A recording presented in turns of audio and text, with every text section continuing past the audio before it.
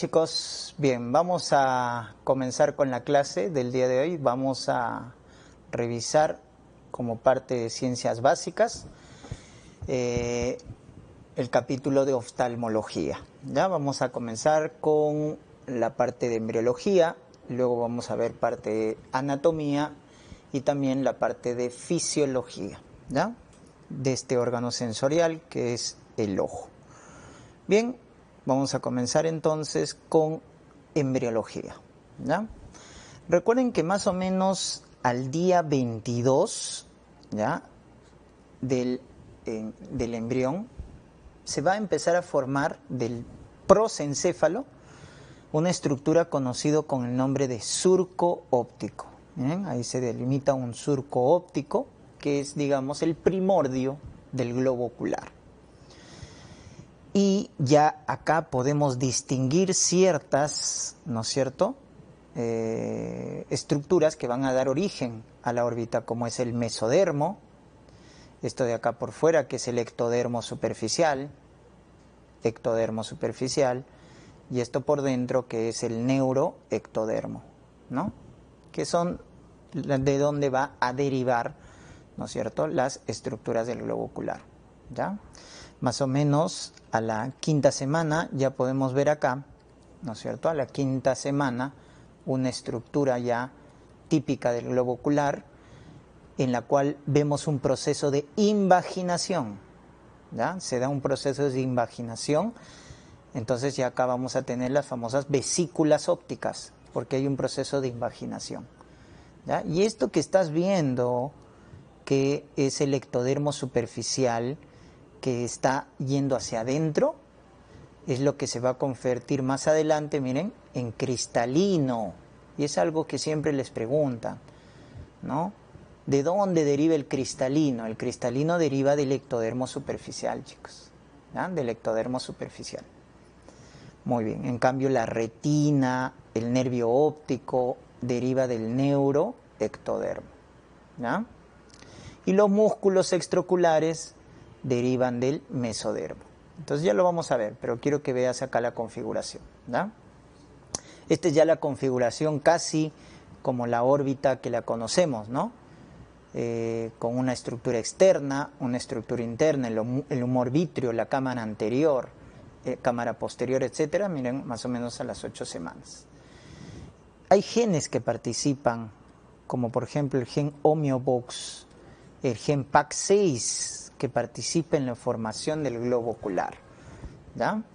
Entonces es importante que recuerden ese detalle, porque hay ciertas anomalías congénitas que se asocian al mal desarrollo del globo ocular, como la aniridia, que justamente la ausencia de iris es por mutación de este gen, ¿no?, del gen PAC6, ¿ya?, que se asocia con el tumor de Wills. Acuérdense esa relación, el nefroblastoma se asocia con aniridia, con malformaciones geniturinarias también, con retardo psicomotor, ¿ya?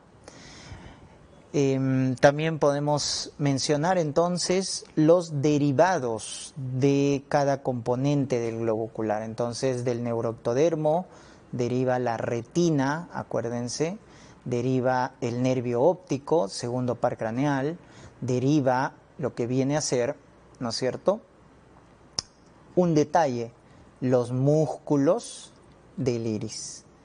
Esos músculos que van a generar miosis, midriasis, derivan del neuroectodermo. Son los únicos músculos que derivan del neuroectodermo, porque los músculos extraoculares, los músculos extraoculares, que son los rectos, los oblicuos, derivan del mesodermo, al igual que las estructuras vasculares, como la arteria, la vena central de la retina.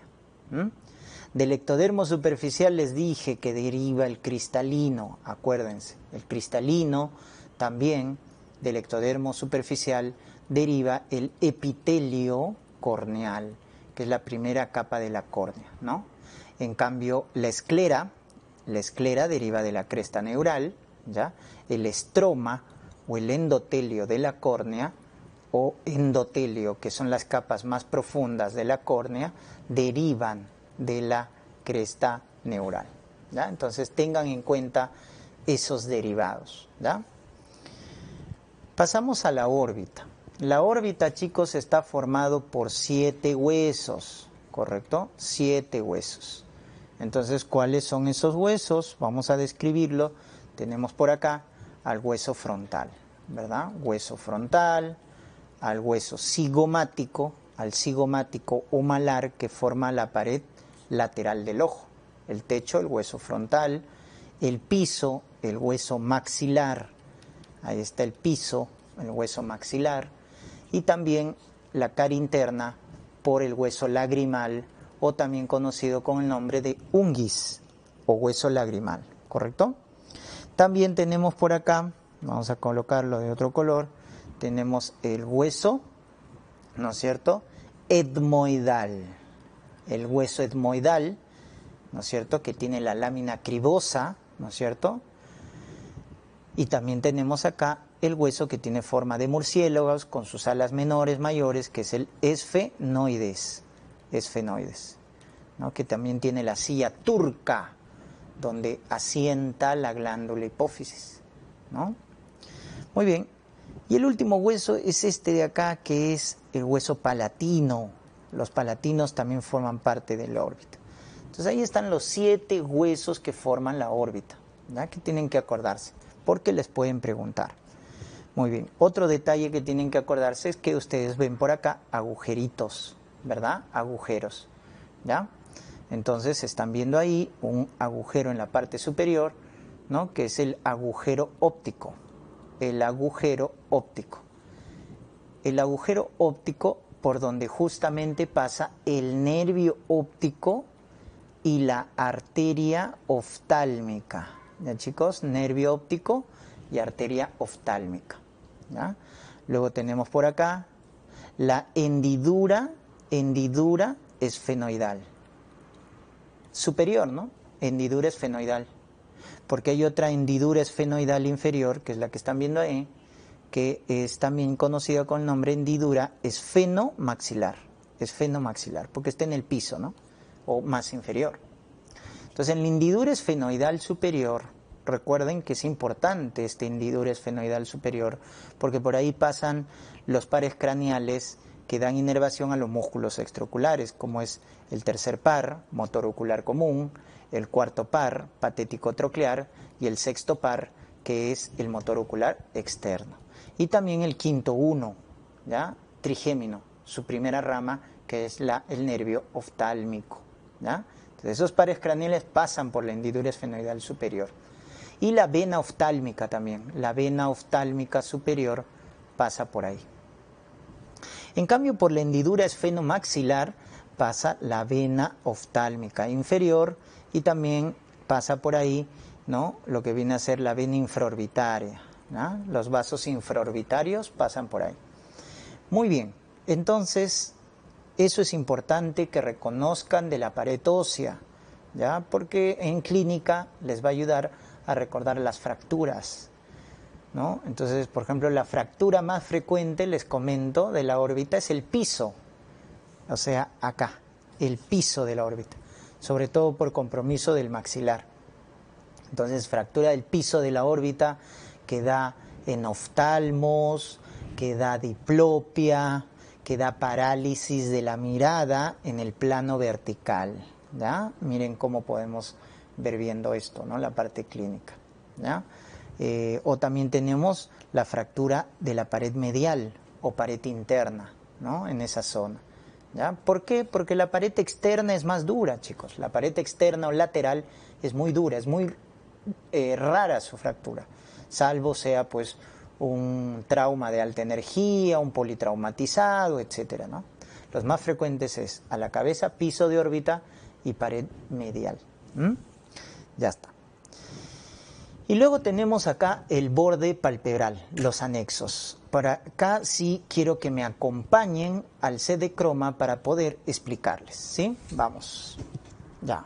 Muy bien, chicos. Entonces voy a explicarles los componentes del borde palpebral, ¿ya?, que va a ser muy importante para recordar la parte clínica.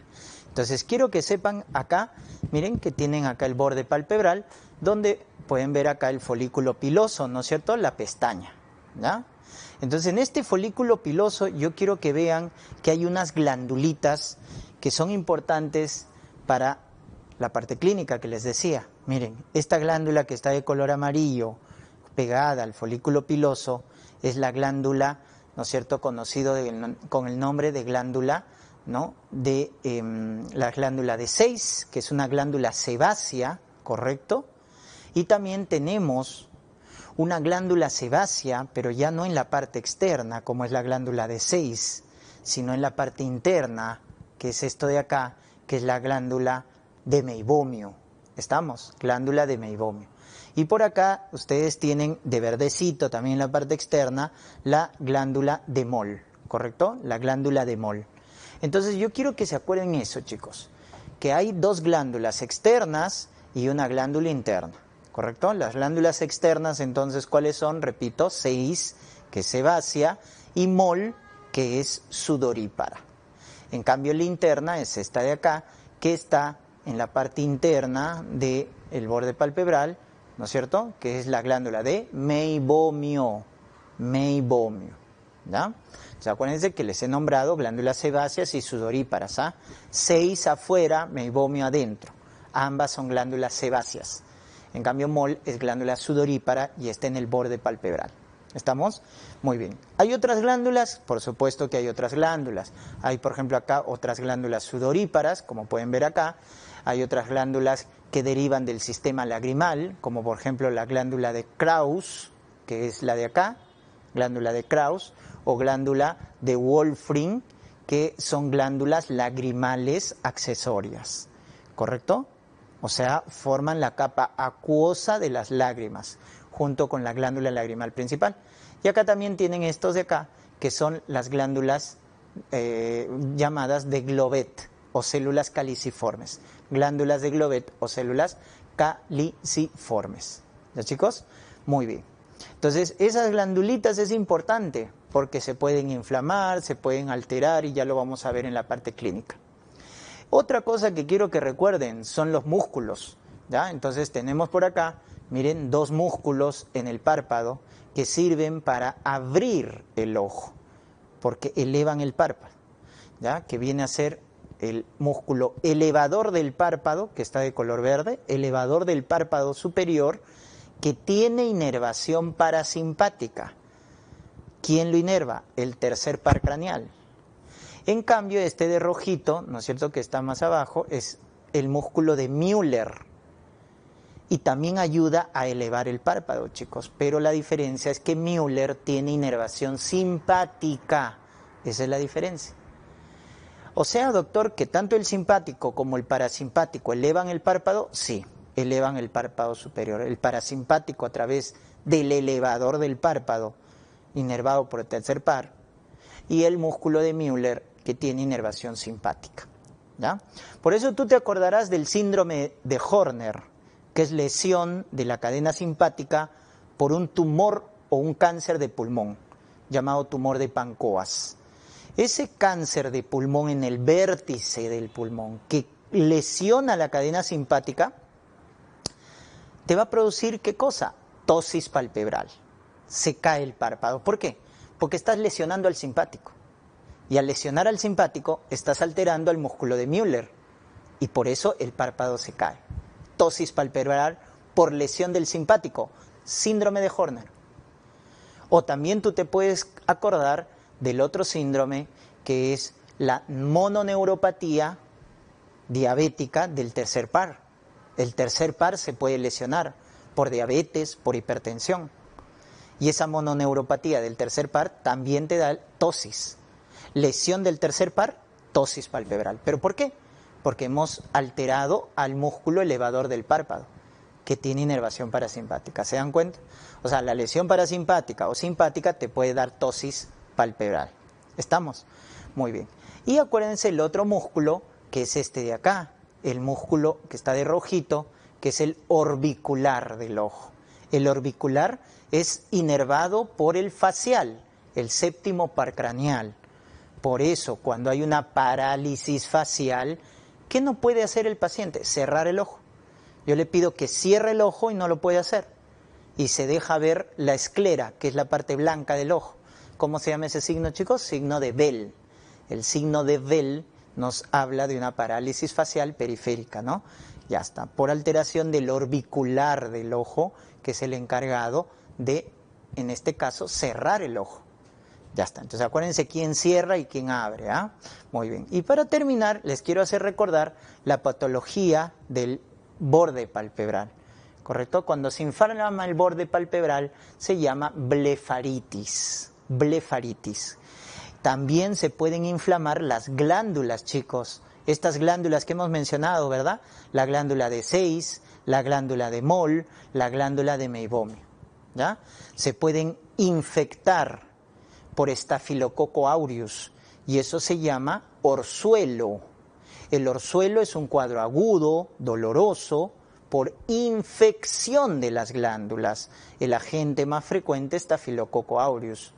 Entonces la llamaremos orzuelo cuando es agudo, doloroso, infeccioso.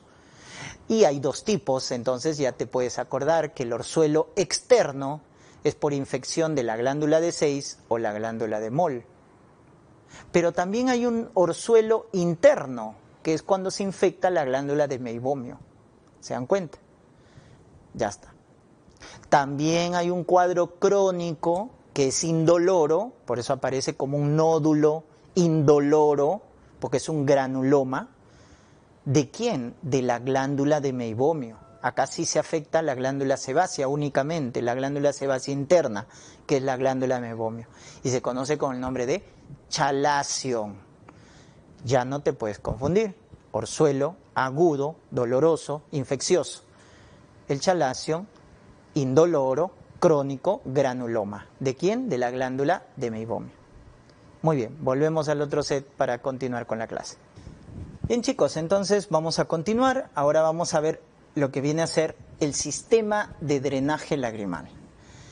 Miren, por acá tenemos lo que es la glándula lagrimal principal. ¿Estamos? Glándula lagrimal principal. Hay accesorias, como les había dicho, de la glándula de Krauss, Wolfram, pero esta es la principal, que está en el ángulo superior externo de lo que viene a ser la órbita, que tiene inervación por el nervio facial, recuerden. Por eso la parálisis facial genera ojo seco, porque el séptimo par inerva la glándula lagrimal, le da inervación parasimpática, ¿no? El nervio petroso superficial mayor, acuérdense, nervio petroso superficial mayor. Entonces el drenaje de las lágrimas, la capa acuosa, drena al globo ocular para hidratar, para nutrir, para oxigenar a la capa anterior del ojo, que es la córnea. Luego tenemos los puntos lagrimales, por donde se van a drenar las lágrimas, pasan a los canalículos. Estos canalículos son muy susceptibles de infectarse, la llamada canaliculitis, que lo hace una bacteria, Actinomyces israelii. Actinomyces israelii le gusta los canalículos. Y luego tenemos acá el saco lagrimal, que también se puede inflamar, y eso se llama dacriocistitis, chicos. A diferencia de que se infecte la glándula o se inflame la glándula lagrimal, y eso se llama, miren, dacrioadenitis. Dacrioadenitis. En cambio, el saco se llama dacriocistitis, ¿no? Es importante ver esto, ¿no? Siempre la parte de básicas yo la debo asociar a la parte clínica. Eso creo es la mejor importancia de estudiar la parte de ciencias básicas, ¿no? Muy bien. Esto generalmente es infectado, inflamado. Si es por una bacteria, puede ser Staphylococcus aureus. Pero hay también procesos inflamatorios, infecciones virales o a veces linfomas que pueden inflamar estas glándulas, ¿da? Entonces estamos viendo ahí el drenaje, ¿no? Luego viene acá el conducto nasolagrimal. Miren, el conducto nasolagrimal. ¿Correcto? Que drena en el meato inferior. Recuerden que el conducto nasolagrimal drena en el meato inferior, ¿ah? Acuérdense ese dato. Muy bien. Entonces, eso viene a ser el drenaje de las lágrimas. Y por acá vamos nuevamente al CD-croma para explicarles la estructura de las lágrimas y las glándulas que hay en el ojo. Bien chicos, entonces podemos ver acá, ¿no es cierto?, las tres capas de la glándula lagrimal. ¿Cuáles son esas tres capas? Miren, acá está, miren, color verde, celeste y color amarillo, ¿ya? Entonces vamos a darles una mnemotecnia. De adentro hacia afuera, la mnemotecnia es mal. M de mucosa, que es la capa verde. A, la capa acuosa, que es la más importante y más gruesa. Y la L, capa lipídica, ¿correcto? Entonces cada una tiene su función y cada una es generada por glándulas. Entonces empezamos. La capa mucosa, que es la de color verde, es producida por estas glandulitas que ya lo habíamos visto hace un momento en el borde palpebral, que son las glándulas Globet, o células de Globet, o células caliciformes, son las que van a producir, ¿no es cierto?, en este caso, la capa mucosa de las lágrimas, que tiene como función, ¿cuál? La adhesión de la película lagrimal, la adhesión de la capa acuosa. ¿Estamos? Muy bien. Luego, el componente más importante es la capa acuosa, esta capa celeste, que es formada por la glándula lagrimal principal, que ya lo habíamos hablado, que está en el ángulo superior externo, y las glándulas accesorias, como es la glándula de Krauss, la glándula de Wolfram, ¿no es cierto? Esas son las glándulas lagrimales accesorias. Entonces, todas estas forman la capa acuosa, ¿correcto?, de la película lagrimal, que es la que va a nutrir, que es la que va a hidratar principalmente ¿a quién? A la capa anterior del ojo, que es la córnea. Y finalmente tenemos a la capa lipídica. La capa lipídica, chicos, está formada, o es formada por las glándulas sebáceas, de la lámina interna del párpado, que viene a ser la glándula de meibomio. Y también las glándulas que están en el borde externo, pegadas al folículo piloso, que eran las glándulas de Sayce. Acuérdense que Sayce y meibomio son glándulas sebáceas, ¿correcto? Entonces van a formar la capa lipídica, cuya función es evitar la evaporación de la capa acuosa. Es como un termoaislante, ¿no?, para evitar la evaporación de la capa acuosa. ¿Estamos? Entonces, ese es el rol de las lágrimas, ¿correcto? Tiene esos tres componentes, ¿ya? Muy bien. Ahora, si hablamos de una patología acá, es el llamado ojo seco, la llamada xeroftalmia, ¿verdad? La xeroftalmia, chicos, puede justamente deberse a una poca producción de la capa acuosa, que es la más gruesa de las capas, y eso se llama el ojo seco, ¿no es cierto?, acuodeficiente. Acuodeficiente, porque las glándulas lagrimales no están produciendo buena cantidad. Por ejemplo, acuérdate la patología reumatológica, el síndrome de Sjögren, ojo seco, boca seca, ¿no es cierto? Síndrome de Sjögren. Ya está. Entonces ahí tienes la capa acuodeficiente, cuyo test diagnóstico, te voy adelantando, se llama el test de Schimmer, ¿no es cierto?, que evalúa la producción de las lágrimas. En cambio, tenemos también el otro tipo de ojo seco, que es el acuodeficiente. Perdón, el ojo seco evaporativo. El evaporativo es porque se altera la capa lipídica. Entonces, se produce cantidad de lágrimas adecuadas, pero se evapora rápido, porque la capa lipídica está alterada. Y eso es por alteración ¿de quién? De las glándulas sebáceas, meibomio, Sayce, cuando se infectan, se inflaman, etc.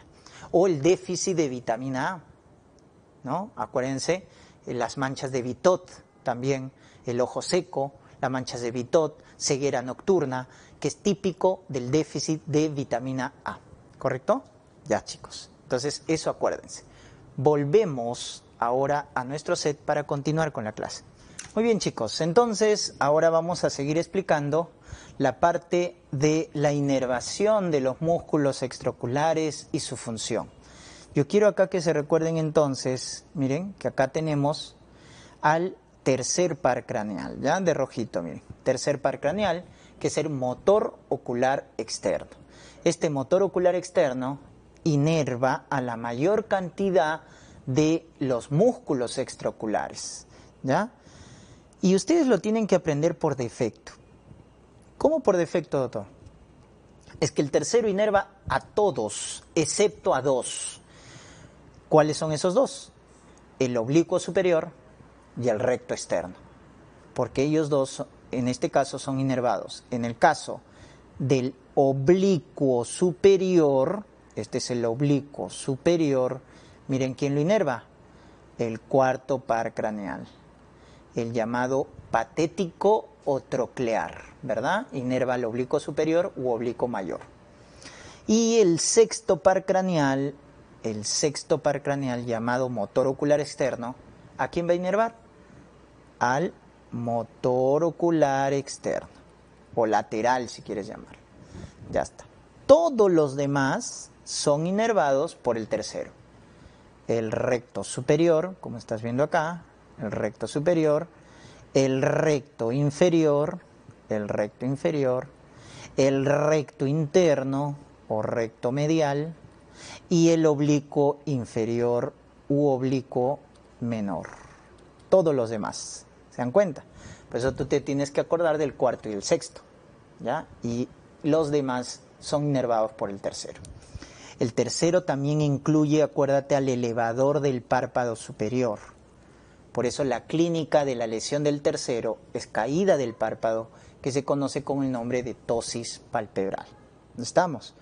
Muy bien, ya lo vamos a ver en clínica, pero ustedes tienen que ver acá la parte de básicas.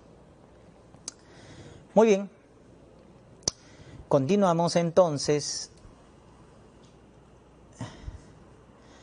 Acá, ¿qué podemos mencionar ahora? Podemos mencionar, miren, que los rectos y los oblicuos derivan de un anillo tendinoso que está en la parte posterior de la órbita, que se llama el anillo tendinoso de Sim. Del anillo tendinoso de Sim salen la mayoría de los músculos, miren. Todos estos músculos nacen del anillo tendinoso de Sim, incluido el elevador del párpado, ¿ya? Excepto el oblicuo inferior. El oblicuo inferior es el único que nace de la órbita. Mucho cuidado con ese dato. Por eso te preguntan, ¿cuál es el único músculo que no deriva o no nace del anillo tendinoso de Sim? El oblicuo inferior, porque ese nace directamente de la órbita, ¿correcto? Muy bien.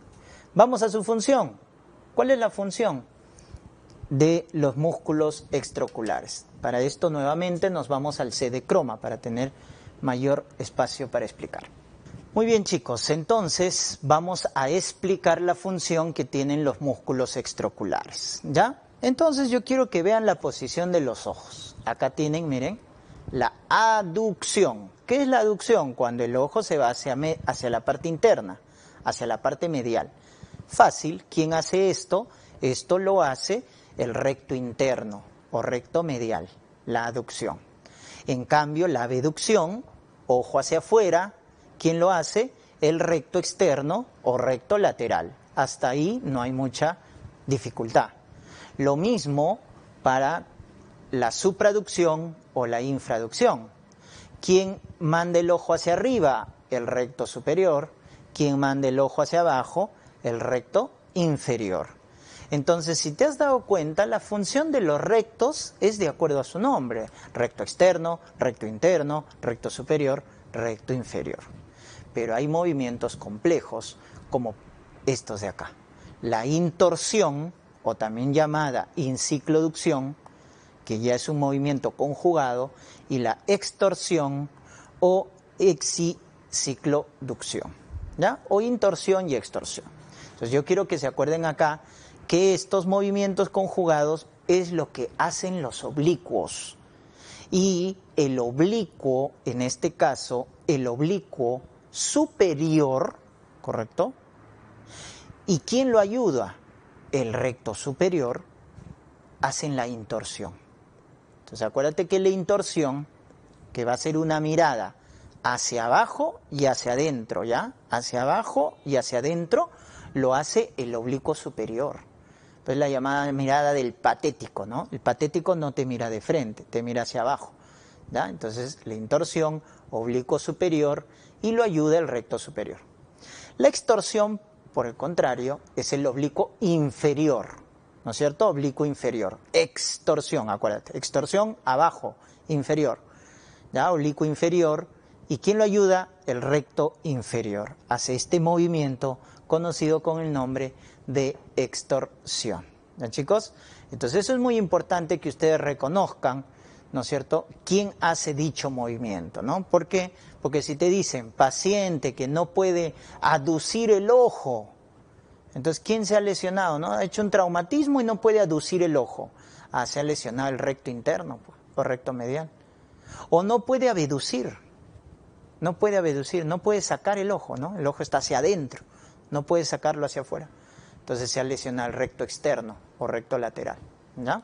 Entonces, eso es importante que recuerden también los movimientos conjugados. Muy bien, regresamos al set, chicos. Bien, entonces con eso hemos visto las funciones de los músculos extraoculares. Ahora vamos a ver la órbita propiamente, chicos, ¿ya? Entonces vamos a estudiar acá la órbita, ¿ya? Entonces para esto nuevamente nos vamos a dirigir al CD croma, ¿ya? Para explicar los componentes de la órbita. Bien, chicos, entonces quiero que recuerden que en el globo ocular hay 3 capas que vamos a ir señalándolas, ¿ya? Entonces presten mucha atención. La primera capa, chicos, es la llamada córnea en la parte adelante y esclera en la parte posterior. Entonces les voy a señalar esta de acá, que es la parte anterior del globo ocular, es la córnea.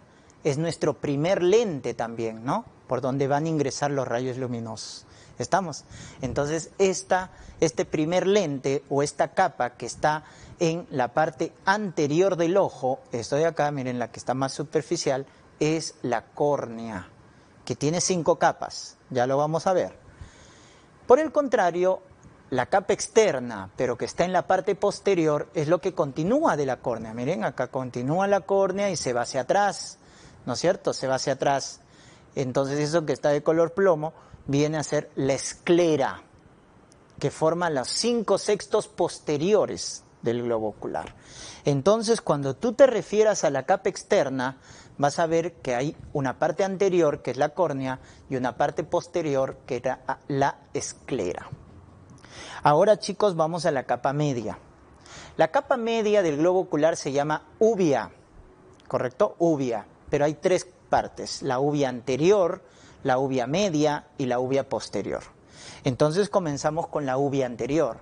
La uvea anterior está formada por esto que está de color rojo, que se llama, ¿no es cierto?, el cuerpo ciliar, y también por esta estructura muscular que se llama iris.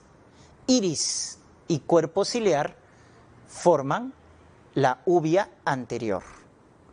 Por eso cuando se inflama se llama uveitis anterior, también conocida con el nombre de iridociclitis, porque es iris y cuerpo ciliar. ¿Se dan cuenta? Ya está. Luego tenemos la parte media, que es la pars planitis, la uvea media, pars planitis. Y luego tenemos la uvea posterior, que es todo lo de rojo que está continuando, uvea posterior, que es la llamada coroides, por donde pasa la capa vascularizada. La capa vascularizada es la uvea. Acá tenemos la red coriocapilar, chicos. Red coriocapilar, que ya lo vamos a ver, que es formado por las arterias ciliares posteriores. Entonces acuérdense que la capa media es vascularizada. Por eso la están viendo de color rojito. ¿Correcto? Ya está. Entonces han visto que hay 3 componentes en la uvea, ¿verdad? Anterior, que es iris y cuerpo ciliar. Medio, que es pars planitis. Y posterior, que es la coroides. Quiero hacerles recordar algunos datos, por ejemplo, que del iris es el que nos da el color a los ojos, de acuerdo a la pigmentación que tiene, porque el iris tiene melanina, entonces da el color a los ojos, ¿no es cierto? También quiero hacerles recordar que al centro del iris hay una abertura que se conoce con el nombre de pupila, ¿no es cierto? La pupila, que tiene un diámetro de 2 a 4 milímetros. Entonces, cuando es menos de 2, miosis, más de 4, midriasis. El cuerpo ciliar, ¿para qué sirve, chicos, el cuerpo ciliar? Es el encargado de producir el humor acuoso, ¿ya? el cuerpo ciliar o proceso ciliar produce el humor acuoso. Y también acá hay un músculo, el músculo ciliar, que participa en el reflejo de la acomodación. ¿Ya, chicos? Ya está. Entonces acuérdense esos datos. Muy bien. Coroides en la parte posterior es el que da la irrigación de las capas, ¿no? Hacia afuera la esclera y hacia adentro la retina, que es la capa interna. Entonces la capa interna se conoce con el nombre de retina o capa sensorial, chicos, que es lo que está de color amarillo. Entonces ustedes rápidamente ven las tres capas del ojo, ¿no? Miren, afuera, en la parte posterior la esclera, al medio la capa media posterior, que es la coroides, y adentro la retina, que es la capa sensorial, donde están los conos, los bastones, es decir, los fotorreceptores. Es la capa interna, la retina. Y quiero que se den cuenta de este detalle, que acá hay una estructura justo al centro, ¿no?, de la retina, que es una depresión que se conoce con el nombre de fovea. Fovea. ¿Dónde está ubicada la fovea? Está ubicada en esta retina central que se conoce con el nombre de mácula, chicos. Mácula es la retina central, en cuyo interior está esta depresión que se conoce con el nombre de fovea. Ahí está la depresión. ¿Se dan cuenta? ¿Y por qué deben recordarse de la fovea? Porque es la zona de mayor nitidez visual, chicos. Porque es la zona que concentra la mayor cantidad de conos. ¿Estamos? A diferencia de la retina periférica, todo lo demás será la retina periférica, ya sea arriba o abajo. La retina periférica concentra más a los bastones. Ya vamos a hablar de los fotorreceptores. Pero acuérdense que los bastones es para la visión nocturna y los conos para la visión diurna. Entonces, ¿qué predomina en la retina central? Conos. Y la zona donde más predomina es la fovea.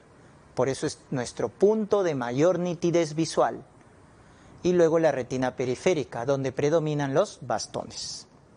Al ladito de la fovea, un poquito más abajo, miren, si ustedes se dan cuenta, acá está la fovea, ¿no es cierto?, la depresión, y van un poquito más abajo y van a encontrar esta estructura que viene a ser, ¿no es cierto?, la entrada del nervio óptico, que acá en un fondo de ojo se va a reconocer con el nombre de disco óptico o papila óptica. Este disco óptico, papila óptica, chicos, ya es justamente la entrada del nervio óptico, miren. Y también en la parte central es la entrada de la arteria y la vena central de la retina. Arteria y vena central de la retina. Ambas ramas de la arteria y vena oftálmica respectivamente. ¿Se dan cuenta? Ya está. Entonces, ojo que este es el disco óptico o papila óptica, ¿ya? Y por eso, como al centro están entrando vasitos, ustedes van a ver una especie de una cavidad que se conoce con el nombre de excavación papilar, excavación, que lo vamos a ver muy bien en lo que viene a ser el fondo de ojo. Acá en la parte posterior de la órbita, ¿ya?, entre lo que viene a ser el cristalino, que es nuestro segundo lente. ¿Se acuerdan, chicos, de dónde derivaba el cristalino? Del ectodermo superficial, ¿se acuerdan? ¿No? Desde afuera, ¿no? Porque vieron en embriología cómo se da un proceso de invaginación. Entonces, miren, entre el cristalino y toda la parte posterior del ojo, acá hay un líquido que se conoce con el nombre de humor vítreo. Ya acá es ahí el humor vítreo. Pero en la parte más anterior tenemos al humor acuoso. ¿Quién producía el humor acuoso, chicos? El cuerpo ciliar. El cuerpo ciliar producía el humor acuoso, lo drenaba acá entre el cristalino y lo que es iris. Y esto se conoce con el nombre de cámara anterior. La cámara anterior está ubicada entre cristalino y iris. Entonces ahí se drena el humor acuoso cuando se forma. Y del humor acuoso pasa la pupila, mira, pasa la pupila y va a ir a la cámara anterior. ¿Correcto? La cámara anterior. Entonces tenemos la cámara posterior, que es esto de acá, entre cristalino e iris. Luego el humor acuoso de la cámara posterior pasa a la cámara anterior. La cámara anterior está delimitada entre iris y córnea. Entonces ahora el humor acuoso está acá, en la cámara anterior, y de acá se drena en este ángulo, que se llama ángulo iridocorneal, que es más de 30 grados. Ahí va a drenar el humor acuoso, en un canal que se conoce con el nombre de trabeculum, que tiene un canal específico que es el canal de Schlemm, por donde drena el humor acuoso. ¿Ya? Miren, estas liguitas que sostienen al cristalino es el ligamento suspensorio del cristalino, ligamento suspensorio. Justamente en el reflejo de la acomodación para la visión cercana, ya lo vamos a ver en fisiología, cuando uno quiere ver de cerca un objeto, el cristalino se acomoda y ahí participa el cuerpo ciliar, el ligamento suspensorio del cristalino y propiamente el cristalino. Participan en el reflejo de la acomodación. ¿No, chicos? Muy bien. Entonces, ahora sí volvemos al set. Ahora sí vamos a ver las 5 capas de la córnea. ¿No, chicos? Miren, ¿cuáles son las 5 capas de la córnea? Quiero que se acuerden. La córnea es la parte anterior del globo ocular, la sexta parte anterior, ¿no? Entonces, la primera capa, que es esto de acá, se conoce con el nombre de epitelio corneal. Epitelio. Esto de acá será la segunda capa, que se conoce con el nombre de la llamada capa de Bowman. Y la capa más gruesa es esta. Miren, la tercera capa, que es el estroma, que tiene colágeno, ¿ya? Colágeno. El estroma es la capa más gruesa. Luego tienen esta cuarta capa, que es la membrana de Descemet. Membrana de Descemet. Si ustedes se acuerdan, hay una enfermedad por depósito de cobre que se llama la enfermedad de Wilson, que tiene un signo semiológico en el ojo. Se llama anillo de Kaiser y Fletcher. ¿Se acuerdan? Anillo de Kaiser y Fletcher. Eso es por un depósito de cobre en la córnea. Se forma ese signo. ¿En qué membrana de la córnea? En la membrana de Descemet. Ahí se deposita el cobre. Y eso es lo que da el signo semiológico. Y la quinta capa es el endotelio de la córnea. Chicos, a pesar que el endotelio tiene 5 capas, es transparente y deja pasar los rayos luminosos. Y por eso forman nuestro primer lente dióptrico, porque el segundo es el cristalino. Podemos ver acá, ¿no es cierto?, el drenaje del humor acuoso que ya les había explicado. Vamos al CD croma para tener más facilidad de explicación. Entonces, miren, chicos, para recordarles, ¿no es cierto?, el drenaje del humor acuoso. ¿Quién produce el humor acuoso, chicos? El cuerpo ciliar o proceso ciliar. Entonces, este cuerpo ciliar o proceso ciliar, miren, sintetiza el humor acuoso que lo drena en la cámara posterior, que está entre cristalino e iris. De la cámara posterior, miren cómo viene la circulación del humor acuoso y pasa por la pupila, que es la abertura central del iris, hacia la cámara anterior. ¿Quién forma la cámara anterior, chicos? Iris y córnea. Pasa a la cámara anterior. Y de la cámara anterior drena en este ángulo iridocorneal, que es más de 30 grados, es un ángulo abierto, por el cual va a drenar el humor acuoso en una estructura llamada trabeculum, que también tiene una vía accesoria de drenaje, que es el famoso canal de Schlemm, así como suena. ¿Estamos? Entonces esa es la estructura por donde drena. Y al final el humor acuoso, ¿no?, va a ir a los vasos epiesclerales, finalmente su drenaje, ¿no? Entonces ahí hemos visto la circulación del humor acuoso. Doctor, ¿por qué tanto detalle acá? Porque lo vamos a ver en glaucoma, chicos, que es el daño del nervio óptico por aumento de la presión intraocular. Este humor acuoso, chicos, da una presión intraocular, cuyo valor normal es 12 a 15 milímetros de mercurio, ¿no? Promedio 12 milímetros de mercurio, ¿ya? Pero cuando ya es más de 20 milímetros de mercurio, hablamos de hipertensión intraocular. Y ese aumento de hipertensión intraocular, chicos, ese aumento de presión intraocular, produce daño del nervio óptico.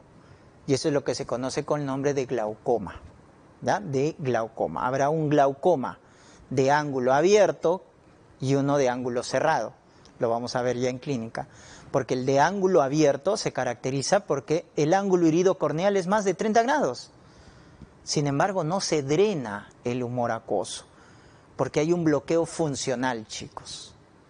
Pero el otro tipo de glaucoma, que es el glaucoma agudo o de ángulo estrecho o de ángulo cerrado, acá sí hay un bloqueo anatómico, porque el ángulo irido-corneal es menos de 30 grados. ¿Se dan cuenta la diferencia? Entonces en el crónico hay un bloqueo funcional, pues se llama de ángulo abierto, porque a pesar que esté abierto el ángulo no drena, es un bloqueo funcional. Y en el agudo se le llama de ángulo cerrado, que impide el drenaje del humor acuoso, por eso hay un bloqueo anatómico. ¿Ya? Miren la diferencia. Por eso es muy importante que recuerden el drenaje del humor acuoso. ¿Ya? Volvemos al set. Bien, chicos, y por acá vamos a ver la capa de los fotorreceptores, es decir, la retina. La retina, recuerden que tiene 10 capas. Miren, la córnea tiene 5, la retina tiene 10 capas. Tenemos acá la esclera, tenemos acá la capa más externa esclera, tenemos la capa vascularizada, que es coroides, que es la red coriocapilar, ¿ya? Coroides, que es de las arterias ciliares posteriores, que ya vamos a ver, ¿ya? La capa vascularizada, ¿no? Coroides. Y acá está la retina, con su primera capa, que es el epitelio pigmentario de la retina. Esa es su primera capita. Luego la segunda capa, que es la capa de los fotorreceptores. Acá están los conos, que están de negro, perdón, los bastones, que están de negro, y los conos, que están de colores. ¿Se dan cuenta? Luego hay la capa de las células ganglionares, de las células bipolares, ¿correcto? Acá neuronas ganglionares, neuronas bipolares, que al final forman el segundo par craneal, que es el nervio óptico. No detallo las demás capas, porque no viene al caso, ¿ya? Son 10 capas, ¿no? Plexiforme, nuclear interna, nuclear externa, etc. Pero al menos acuérdense estas dos primeras capas. La capa del epitelio pigmentario de la retina y de los fotorreceptores, ¿ya? Y luego estas dos neuronas, las ganglionares, las bipolares, y finalmente el nervio óptico, ¿ya? Lo que sí les quiero detallar es que los fotorreceptores están formados por conos y bastones, ¿no es cierto? En el caso de los bastones y en el caso de los conos, acuérdense las diferencias. Los bastones son para la visión escotópica. Doctor, ¿qué es escotópica? La oscuridad, visión nocturna, visión con poca luz. En cambio, los conos son para la visión fotópica, es decir, para la visión con bastante luz, visión diurna. ¿Dónde predominan los bastones? En la retina periférica. ¿Dónde predominan los conos? En la retina central. Hablábamos de la mácula o de la fovea, que es donde se concentra puros conos. Y por eso es nuestra mayor zona de nitidez. Luego tenemos también que los bastones utilizan un pigmento que es la rodopsina. Y para ello necesitan la vitamina A. En cambio, los conos utilizan la yodopsina. Miren, es diferente los pigmentos. ¿Quiénes son más abundantes? Los bastones en comparación a los conos. Más o menos en una relación de 10:1, ¿correcto? De 10:1. Entonces, acuérdense, esta es la capa de los fotorreceptores que están en la retina. Otra cosa importante que quiero que recuerden es la vascularización. ¿Ya, chicos? La vascularización, quiero que recuerden acá, que tenemos acá la arteria carótida interna. Miren la arteria carótida interna, cuya primera ramita, lo vamos a poner de negro, primera rama es esta de acá, una rama intracraneal, que es la arteria oftálmica. Esa arteria oftálmica, chicos, da varias ramas. Miren, y la primera ramita de la arteria oftálmica es esta, miren, que es conocida con el nombre de arteria central de la retina, que va a irrigar las capas internas de la retina. Miren cómo va las capas internas de la retina. ¿Estamos? Ya está. En cambio, las otras ramas, miren, estas son las arterias ciliares anteriores, porque se van hacia adelante, ¿no es cierto? Se van hacia adelante. Y tenemos estas de acá al centro, las arterias ciliares posteriores. donde tenemos dos tipos, las cortas y las largas, de las arterias ciliares posteriores. Y estas arterias ciliares posteriores largas, miren, que también se van hacia adelante y van a confluir con la arteria ciliar anterior, ¿ya? Estas arterias ciliares posteriores son los que forman la red coriocapilar. ¿Se acuerdan de la coroides? Ahí está, pues. Por eso les decía, la red coriocapilar viene de las arterias ciliares posteriores, que van a nutrir a las capas externas de la retina. Eso quiero que se recuerden, ¿ya? Entonces miren, la primera ramita de la carótida interna se llama arteria oftálmica. La primera ramita de la arteria oftálmica es la arteria central de la retina. Luego vienen las arterias ciliares, anteriores, posteriores. Y lo otro es que se acuerden la irrigación de la retina. Las capas internas es por las ciliares, la arteria central de la retina, y las externas es por la red coriocapilar, que depende de las ciliares posteriores. Doctor, no entiendo. Ya, mira, con esto de acá. Entonces, ¿te acuerdas que la retina tenía sus capas externas? El epitelio pigmentario, la capa de los fotorreceptores. Esas son las capas externas, ¿ya, chicos? Y la capa interna eran todas las demás, donde están las células ganglionares, las neuronas bipolares. Esas son las capas internas. ¿Estamos? Ya está. Entonces, acá quiero que te recuerdes esto, que las capas externas de la retina, como el epitelio pigmentario y la capa de los fotorreceptores, ¿quién lo irrigaba? La red coriocapilar, que depende ¿de quién? De las arterias ciliares posteriores. En cambio, las capas internas de la retina, las capas internas, ¿ya?, es irrigada por la arteria central de la retina. Eso quiero que te acuerdes. Tienen diferente irrigación la retina, ¿ya? Diferente irrigación. Ya está, chicos. Esto de acá, de la vascularización, explica por qué cuando hay un trombo o un émbolo que se desprende, por ejemplo, lo más frecuente de la carótida, se desprende un trombo, viaja, ingresa a la carótida interna, de la carótida interna, ¿a dónde va a entrar? A su primera ramita, que es la arteria oftálmica. Y la arteria oftálmica, su primera ramita es la arteria central de la retina. Y ocluye a la arteria central de la retina. ¿Y qué le da al paciente? Amaurosis fugaz, ceguera súbita, ¿no? Indolora, amaurosis fugaz. Muchas veces es por un embolismo de una placa de ateroma de las arterias carótidas. Entonces, mucho cuidado, ¿no? Porque ese ateroma de la arteria carótida puede desprenderse, se mete a la carótida interna, se mete a la arteria oftálmica y esta a su primera ramita, que es la central de la retina, y da amaurosis fugaz, ya, que es la clínica de ese paciente. Vamos a continuar y vamos a ver ahora lo que viene a ser un fondo de ojo, ¿ya? Entonces, lo que hemos explicado en un gráfico de la órbita lo vamos a ver, ¿no es cierto? Miren, en ampliación, y nos vamos a ir al set de cromo para poder explicarles, ¿no? Entonces, chicos, miren, acá tenemos un fondo de ojo y vamos a describir lo que observamos. Entonces, vamos a ver por acá que hay unos vasos de color más oscuro, gruesos, que vienen a ser las venas de la retina, las venas retinianas. En cambio, un poquito más delgadas y más claras, lo que son las arterias. ¿Correcto? Las arterias de la retina son más delgadas en comparación a las venas. La relación más o menos es de 1 a 2, ¿correcto? O sea, la arteria es como 1 y la vena es como 2. La vena siempre es un poquito más gruesa que la arteria de la retina, ¿no? Pero quiero que se centren, entonces miren de dónde salen estas arterias y venas, de acá. Miren, de lo que viene a ser el disco óptico. Este es el disco óptico, chicos, o papila óptica. Del centro justamente nacen toda esta estructura vascular, porque se acuerdan que del centro venía la arteria y la vena central de la retina, entonces de ahí nacen. Y este centro más pálido del disco óptico, ¿correcto? O papila óptica, este centro más pálido se conoce con el nombre de excavación papilar.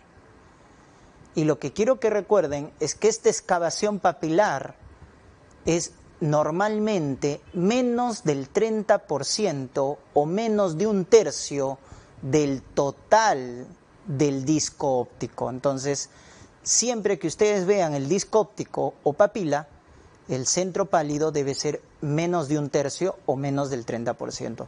Eso es lo normal. Y vean que el disco óptico tiene límites, ¿no es cierto? Miren, está bien delimitado, bien delimitado.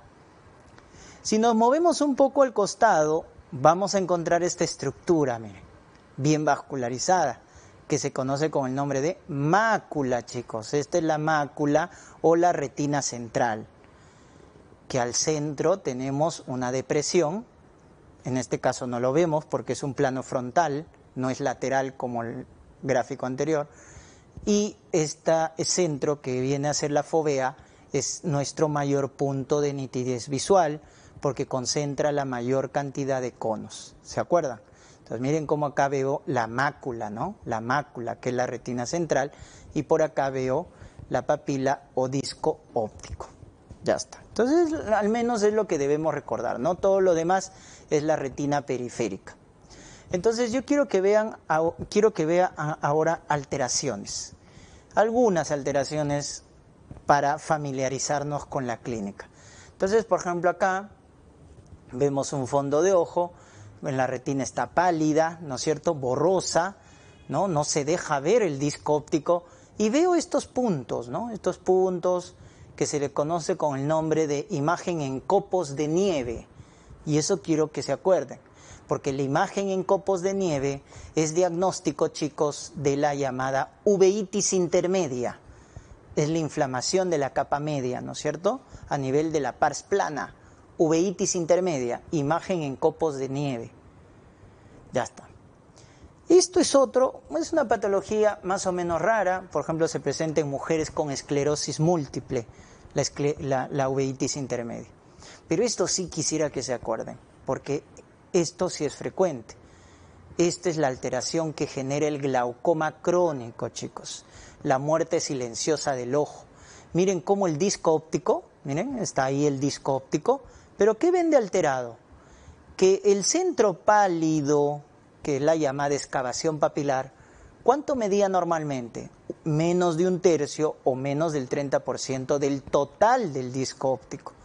Pero ustedes se dan claramente cuenta que esa excavación acá en este fondo de ojo está aumentado, es casi todo el disco, miren. Entonces, cuando ustedes vean ese dato en un fondo de ojo, que la excavación de la pupila es más del 30%, más de 1/3, es daño del nervio óptico, porque se han perdido los axones. Como se han perdido los axones del nervio óptico, por eso la excavación aumenta. ¿Y cuál es esa patología que daña el nervio óptico? El glaucoma crónico, que es el glaucoma más frecuente, o glaucoma de ángulo abierto, te da ese signo en el fondo de ojo. Este es otro dato, miren esta forma de empedrado en el fondo de ojo, es la imagen de drusas. Eso lo vemos en la patología llamada degeneración macular asociada a la edad, típico de adultos mayores, más de 70, 75 años, ¿no? Se llama degeneración macular. ¿Se acuerdan la mácula? Degenera, pues, chicos. Miren, acá está el disco óptico y al costado la mácula, y en esa mácula está esta forma de empedrado que se conoce con el nombre de drusas. Degeneración macular asociada a la edad. Esto también es otro dato característico. Miren, ¿cómo ven acá el disco óptico? Miren, ¿cómo están sus bordes? Difusos, ¿verdad? No están delimitados. Esto es lo que se conoce con el nombre de edema de papila o papiledema, que los pueden ver en una hipertensión endocraniana, lo pueden ver en una retinopatía hipertensiva, grado 4, que hay edema de papila, o cuando se inflama el nervio óptico, que se llama neuritis óptica. La neuritis óptica anterior va con edema de papila, ¿ya? Va con edema de papila. La diferencia en el caso de la hipertensión endocraniana, de la retinopatía hipertensiva, es el que el paciente puede ver bien, tiene una agudeza visual conservada. En cambio, en la neuritis óptica no, ve borroso. Pero todos van con edema de papila. Acuérdate, hipertensión endocraniana, retinopatía hipertensiva, neuritis óptica, genera edema de papila. Por acá podemos ver otra alteración, Esta alteración es la hemorragia en llamas. Hemorragia en llamas. Esto se produce porque hay unos neovasos que se rompen y generan esta hemorragia. Esto se produce por una oclusión de la vena central de la retina. Cuando la vena central de la retina se ocluye, se producen neovasos, esos neovasos se rompen y dan las hemorragias en llama. Esto sí ya es algo característico. Miren, esta es la famosa mancha rojo cereza. Chicos, la mancha rojo cereza que ustedes están viendo acá, así se llama mancha rojo cereza, ¿no? Que están viendo al centro rojito y alrededor de la mácula pálido. Esto es por oclusión de la arteria central de la retina. Oclusión de la arteria central de la retina. ¿Ya? Entonces quiero que vean esa descripción, al centro bien rojito y afuera pálido. ¿Ya? Oclusión de la arteria central de la retina. Esto ya es, miren, esto es una lesión atrófica en la retina. Eso es por toxoplasmosis que causa corioretinitis. Y esta es la famosa imagen en ojos de buey. Maculopatía, porque acá está la mácula, ¿se acuerdan? Al costadito del nervio óptico, al costadito la mácula. Maculopatía en ojos de buey, así se llama, en ojos de buey. Esto es por la toxicidad de un fármaco, la cloroquina, chicos. La cloroquina, la hidroxicloroquina producen la maculopatía en ojos de buey. ¿Estamos? Muy bien, regresamos entonces al set. Ya está.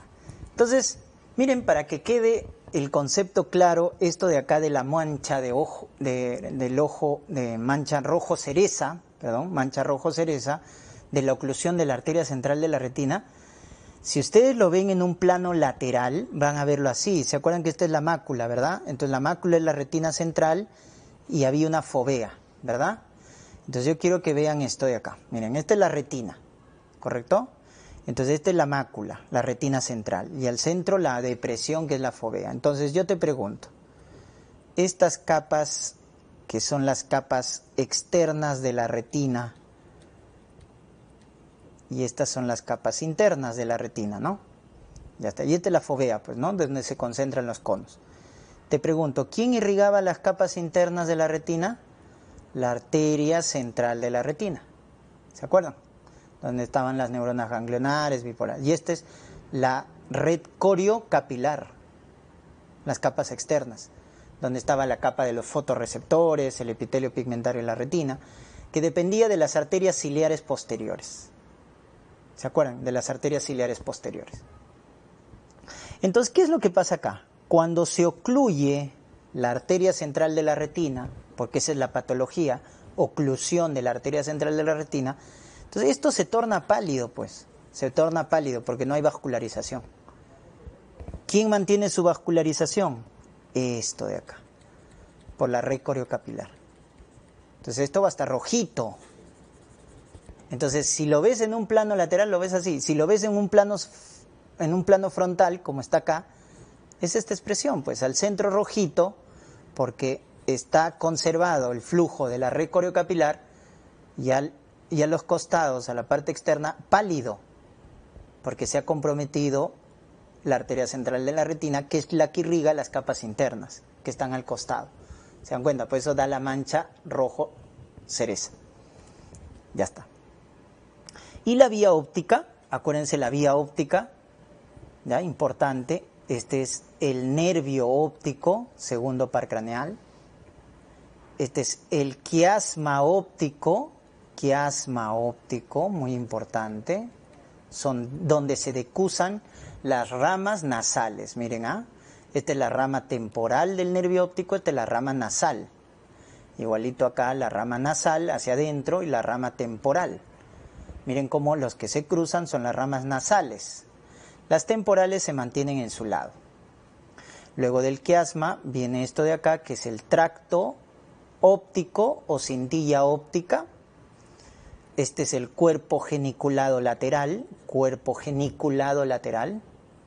y estas son las radiaciones ópticas. Miren, estamos armando la vía óptica, y el centro nervioso es el lóbulo occipital. Área 17 de Brodmann, área visual primaria, 18-19 de Brodmann, área visual secundaria, ¿no? Entonces el lóbulo occipital es el centro nervioso de la visión. Entonces, cuando vienen los rayos luminosos, ingresan por acá, ingresan por nuestro primer lente, que es la córnea, nuestro segundo lente, que es el cristalino, tienen un poder de refracción y van a transmitir ese estímulo luminoso en estímulo nervioso, porque llega a la retina y la retina hace esa conversión a un estímulo que va a viajar por el nervio óptico, luego el quiasma, tracto, cuerpo geniculado lateral, radiaciones ópticas y lóbulo occipital, que es el centro nervioso del área visual, ¿no? Entonces, esa es la vía óptica, quiero que se acuerden, porque en los defectos de campo visual lo vamos a repasar. Entonces vamos a decir que lo que está por encima del quiasma es la región prequiasmática, que lo forma el segundo par craneal, o sea, el nervio óptico, y todo lo que está por detrás del quiasma, o sea, el tracto, las radiaciones y el lóbulo occipital, es la región retroquiasmática. Retroquiasmática, ¿ya? Muy bien, chicos, eso es lo que se conoce con el nombre de vía óptica. Así que quiero que se acuerden bien, porque lo vamos a ver, o les va a servir para ver los defectos de campo visual. ¿Estamos?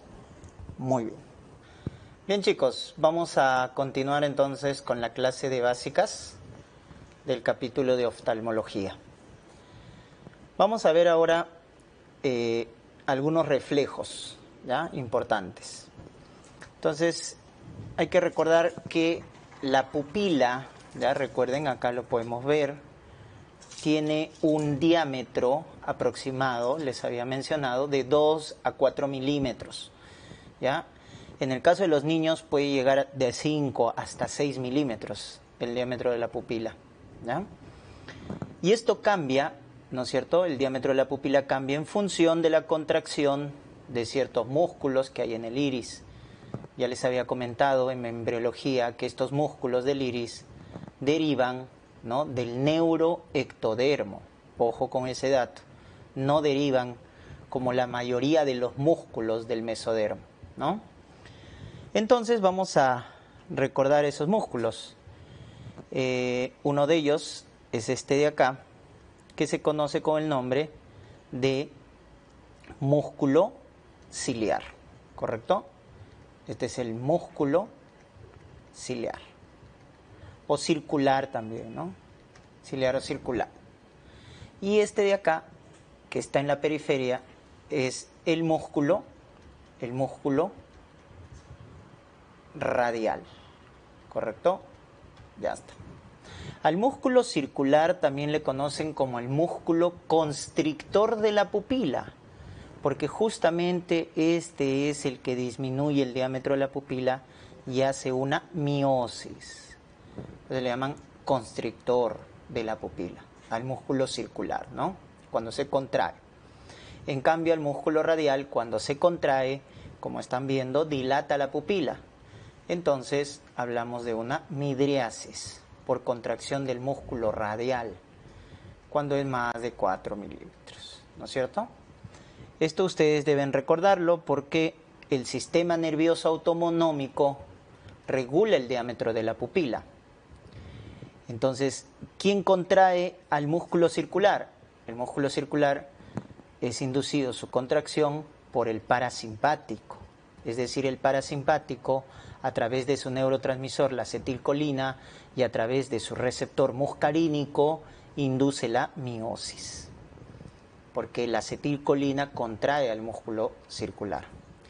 Por el contrario, el músculo radial es gobernado por el simpático, ¿correcto? El simpático es el que hace midriasis.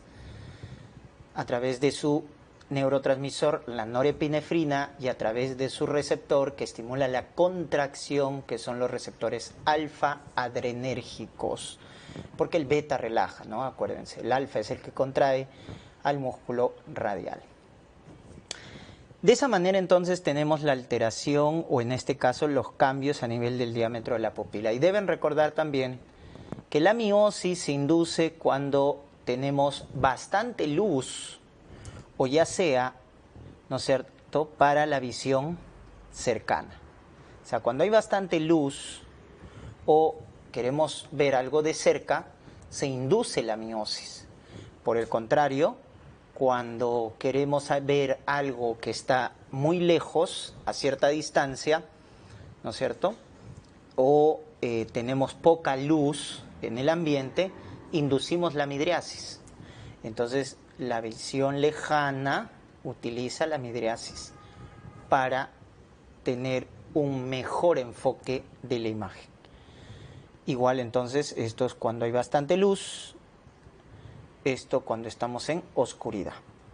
Entonces son adaptaciones de acuerdo al contexto en que se va a encontrar, ¿ya?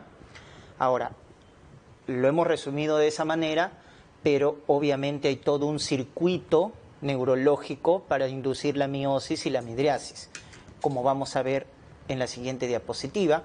Para eso nos vamos a cambiar de set, ¿ya?, para ver estos reflejos. Bien, chicos, entonces podemos ver acá lo que viene a ser el primer reflejo, el reflejo fotomotor, es decir, el reflejo cuando inducimos bastante luz sobre el ojo. ¿Y qué vamos a inducir? Miosis, ¿correcto? Porque dijimos cuando hay bastante luz, ¿ya?, la visión fotópica, o cuando estamos, ¿no es cierto?, para una visión cercana, inducimos miosis. Entonces, ¿cómo se activa este reflejo? Miren, entonces el reflejo fotomotor, el estímulo es la luz de la linterna, que lo enfocamos hacia el ojo. Entonces los rayos luminosos ingresan al globo ocular, pasan nuestro primer lente, que es la córnea, nuestro segundo lente, que es el cristalino, atraviesan el humor vítreo y es captado estos rayos luminosos, como vamos a ver ya más adelante, por la retina.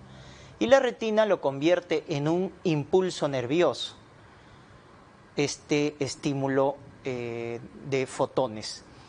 Y el aferente del reflejo fotomotor, por eso la dirección de la flecha está entrando el estímulo, entonces la vía aferente lo constituye el nervio óptico, porque ustedes recordarán que de la retina va a salir el nervio óptico, el segundo par craneal, ¿correcto? Eso deben acordarse, esa es la vía aferente del fotomotor. Miren cómo entonces el nervio óptico, segundo par, lleva la información, va por el quiasma, ¿no es cierto?, va por el tracto óptico, por el cuerpo geniculado lateral, que estamos viendo ahí la vía óptica, y quiero que se den cuenta que acá, en el tracto geniculado lateral, va a ingresar al tronco encefálico, ¿correcto? ¿A qué región? A nivel del mesencéfalo, a esta zona que está de color naranja, que se conoce con el nombre de área pretectal de Ranson, así se llama, área pretectal de Ranson, y luego de ahí la información pasa al núcleo del tercer par craneal, ubicado, ¿no es cierto?, en el mesencéfalo. Miren, estos dos círculos que están de color amarillo, viene a ser el núcleo del tercer par, chicos, que es el núcleo de Edinger-Westphal. Acuérdense de neurología, núcleo de Edinger-Westphal. Y de ahí, ¿no es cierto?, miren, va a iniciar la vía eferente, es decir, la respuesta, ¿correcto? La vía eferente, que está a cargo del tercer par craneal. Entonces, miren cómo la información que ingresó ahora se va a dividir en dos. Va a estimular a ambos núcleos del tercer par, del lado derecho y del lado izquierdo. Es por eso que la respuesta de la miosis frente a la luz es bilateral. Es decir, la miosis, porque luego ya sale la vía eferente que está de color verde, miren cómo sale la información hacia el ojo izquierdo, y también sale la información, la respuesta a la vía eferente hacia el lado derecho. Y se induce la miosis, porque el tercer par, recuerden que tiene inervación parasimpática, libera acetilcolina y estimula sus receptores muscarínicos, y por lo tanto hace la contracción del músculo circular que va a inducir miosis. En ambos ojos, ¿no? Es por eso que tenemos un reflejo fotomotor directo, ¿no es cierto?, que es donde estamos iluminando con la linterna, y el reflejo fotomotor consensual, que es en el ojo contralateral, que no está siendo estimulado. Entonces recuérdense que el estímulo o la respuesta, en este caso, perdón, es bilateral, ¿no es cierto? Enfoco mi ojito con la luz, induzco miosis, pero también en el otro ojo contralateral, que no recibe la luz, también se induce miosis, porque están viendo acá, y les estoy explicando, que la respuesta es bilateral. Eso explica el reflejo consensual, que es en el ojo contralateral, que no está siendo iluminado. ¿Ya, chicos? Entonces acuérdense ese circuito. Si lo queremos resumir, entonces la vía aferente, chicos, aferente es el nervio óptico, la vía aferente, y la vía eferente, el que hace la respuesta bilateral, es el tercer par craneal, que tiene su ganglio. Miren, acá lo estamos viendo, el ganglio del tercer par, que es el ganglio ciliar. Acuérdense, ganglio ciliar es el del tercer par craneal, ¿no es cierto? Entonces, ese es el reflejo fotomotor. ¿Ya, chicos? Es por eso que si yo tengo una lesión del nervio óptico, se apaga el reflejo fotomotor, ¿correcto? Por lesión del nervio óptico. ¿Ya? Entonces, estimulo el ojito y no hay respuesta, pues, no hay miosis. ¿Por qué? Porque la vía aferente está alterada por lesión del nervio óptico. Eso se llama pupila de Marcus-Gang. Lo vamos a ver en clínica. Papila de Marcus-Gang, por lesión del nervio óptico, por lesión de la vía aferente del reflejo fotomotor. ¿Ya, chicos? También puede haber lesión del tercer par. Se puede lesionar el ganglio ciliar del tercer par. Entonces, si se lesiona el ganglio del tercer par, tampoco va a haber miosis. Al contrario, lo que va a aparecer es midriasis, ¿correcto? Midriasis, porque estamos lesionando al parasimpático, que es el tercer par. Entonces va a ser lo contrario, ¿no? Si lesionamos al parasimpático, ¿quién empieza a predominar? El simpático, y el simpático hace midriasis. Es por eso que cuando hay lesión del ganglio ciliar, del tercer par, la pupila se torna midriática, así le pongas luz. Eso se llama pupila de Addy, chicos. Muy bien, y así, pero lo importante de básicas es que ustedes entiendan cómo es el circuito, ¿verdad? Ya está. Ahora vamos con la midriasis, ¿correcto? Entonces, que en un ambiente que está con poca luz, o cuando quiero enfocar un objeto que está a cierta distancia, a una visión lejana, se activa el reflejo de la midriasis. En este caso, nosotros podemos ver nuevamente la vía óptica, ¿no es cierto? Ingresa por el nervio óptico, miren, el tracto óptico, radiaciones ópticas, chicos, radiaciones ópticas, y miren cómo baja también el estímulo hacia el hipotálamo, hacia el diencéfalo, ¿no? Y luego hacia lo que viene a ser la zona cervical. Esto de acá es el núcleo cilioespinal. Hasta ahí llega, miren, el estímulo. Y luego ya la vía eferente es la cadena simpática, porque del núcleo cilioespinal pasamos acá al ganglio a nivel cervical de la cadena simpática y va a inducir, ¿no es cierto?, la cadena simpática va a inducir la midriasis, como estamos viendo acá. ¿Por qué? Porque la cadena simpática va a liberar norepinefrina, receptores alfa 1 que son estimulados, y estos inducen la contracción del músculo radial, induciendo midriasis, ¿verdad? Induciendo midriasis. Ese es entonces el reflejo para la midriasis. Responsable, miren, la cadena simpática, ¿no? Es acá al revés. ¿Qué pasa, chicos, si se lesiona la cadena simpática? Se puede lesionar. Y ahí acuérdense de un tumor, ¿no? El tumor de Pancoas, que es un cáncer del vértice de pulmón que lesiona la cadena simpática, y por lo tanto ya no hay midriasis, porque hemos lesionado a la cadena simpática, hemos lesionado ahora al simpático. Entonces, ¿quién va a predominar? El parasimpático, que hace miosis, y eso se conoce con el nombre de Claude-Bernard-Horner, ¿no? Acuérdense el síndrome de Claude-Bernard-Horner o simplemente síndrome de Horner, que va a presentar el paciente con miosis, con ptosis, porque se cae el párpado por alteración del músculo de Müller, ¿se acuerdan? Que tiene inervación simpática y ayudaba a elevar el párpado. Entonces hay ptosis por debilidad del músculo de Müller, hay miosis por lesión de la cadena simpática, enoftalmos porque el ojo se ve pequeño. ¿Ya? Ese es el famoso síndrome de Horner. Entonces es importante siempre asociar la parte básica a la parte de clínicas. Vamos a continuar. Hay un tercer reflejo que es el reflejo de la acomodación, ¿correcto? En el reflejo de la acomodación, chicos, este reflejo se utiliza para la visión cercana. Cuando queremos ver un objeto a 30 centímetros, ahí se activa el reflejo de la acomodación, que tiene 3 componentes. Lo vamos a ver. Entonces, miren acá, ahí está la imagen, ¿no? Quiero ver un objeto que está cerca. Entonces, miren lo que se induce una convergencia de los globos oculares, es decir, los globos oculares van hacia adentro, se induce una miosis, ¿correcto? Porque recuerden que la miosis era para la visión cercana, y se abomba el cristalino, se acomoda el cristalino, que es nuestro segundo lente, para poder enfocar la imagen en la retina. ¿Ya? Entonces acá quiero que vean, ¿no es cierto?, cómo se abomba el cristalino. ¿Ya? Entonces miren acá el primer paso, lo que es la convergencia de los ojos, la miosis y la acomodación del cristalino, que es nuestro segundo lente, porque nuestro primer lente era la córnea, ¿verdad? Ya está. Entonces yo quiero que vean acá en este plano, esto viene a ser el cuerpo ciliar, ¿no es cierto?, lo que estoy señalando. Este es el ligamento suspensorio del cristalino, ¿no? Esas líneas, también llamada zónula, y acá tenemos al cristalino.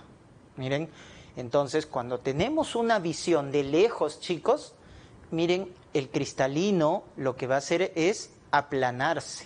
¿Estamos? Se aplana.